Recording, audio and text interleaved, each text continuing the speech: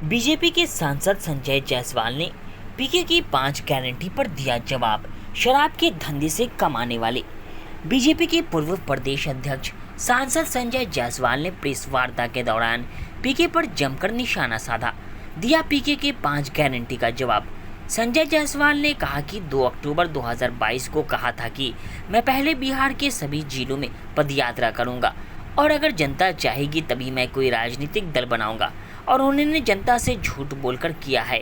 और 22 अगस्त 2022 को एक जनसुराज पार्टी का विज्ञापन निकाला गया था, वह भी दिल्ली और पंजाब के छोटे समाचार पत्र में, जिसे कोई बिहार में नहीं जान सके।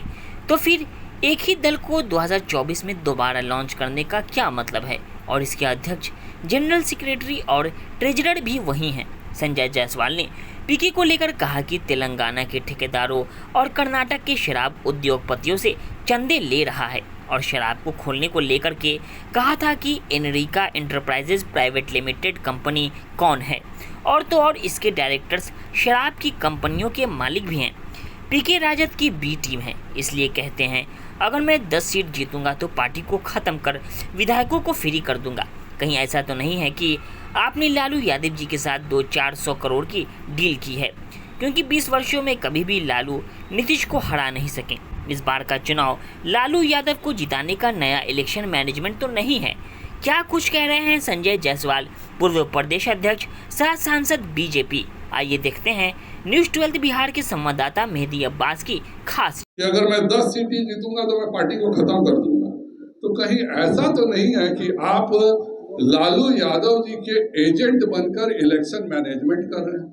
ऐसा तो कहीं नहीं है, क्योंकि आपको जितना भी पैसा आ रहा है सब तेलंगाना से आ रहा है और तमिलनाडु से आ रहा है, और दोनों जगह इंडी गठबंधन का शासन है। तो कहीं ऐसा तो नहीं है कि कांग्रेस पार्टी अपने इलाकों से, तेलंगाना में कांग्रेस का शासन है और तमिलनाडु में डीएमके का शासन है, तो कहीं ऐसा तो नहीं है कि कांग्रेस और आप लोग मिल करके, इसका जवाब उनको देना चाहिए कि आप लोगों ने मिलकर एक साजिश रची है।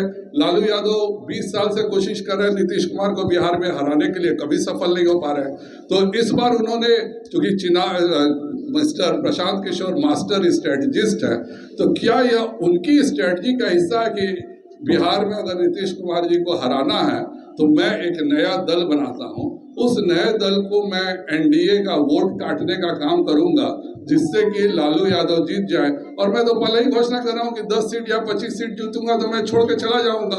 तो छोड़ के चला जाऊंगा, इसका मतलब वो सीट जीता, अगर कोई सीट उनका जीतता भी है तो वो महागठबंधन को, वो विधायकों को देकर चले जाएगा। उनका तो जो पॉलिटिकल स्ट्रेटजिस्ट का काम है वह तो उनका पूरा हो गया, क्योंकि उन्होंने एक और घोषणा की थी कि तो क्या यह अपने आप में बताने के लिए सबूत काफी नहीं है कि आप महागठबंधन के डमी उम्मीदवार के रूप में आप भी जानबूझ के तेजस्वी यादव को कटघरा में करते हैं, जिससे कि तेजस्वी यादव के विरुद्ध जो वोट है उसमें से मेजर हिस्सा काट के लालू यादव जी और तेजस्वी यादव जी के जीत, महागठबंधन के जीत का रास्ता प्रशस्त कर सके। इसके बारे में भी इनको जवाब देना चाहिए। और अंत में मैं बिहार के बुद्धिजीवियों से कहूँगा कि कृपया कर इस तरह के लोगों से सावधान रहें।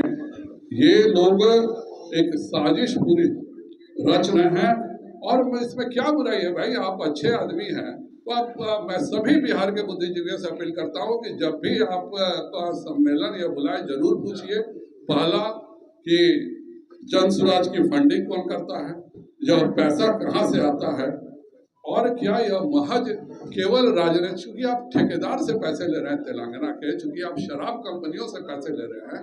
एनरिका कंपनी हर कोई जानता है कि यूबी ब्रूअरीज जो विजय माल्या की कंपनी थी, कहीं ना कहीं उसका एनसीएलटी में इन दोनों का आपस में मिली भगत है।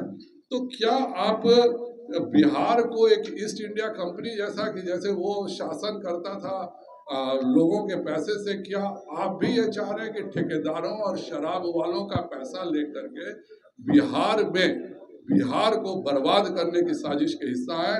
मैं बिहार के बुद्धिजीवियों से और बिहार की जनता से कहूंगा, जिसका राजनीतिक जन्म ही धोखा, झूठ और फरेब से हुआ है, उससे सावधान रहें। यह केवल वोट कटवा है। इसका एक ही आने का कारण है कि किसी तरह एनडीए गठबंधन का वोट कटे, जिससे वह महागठबंधन को जिता सके। बहुत बहुत धन्यवाद।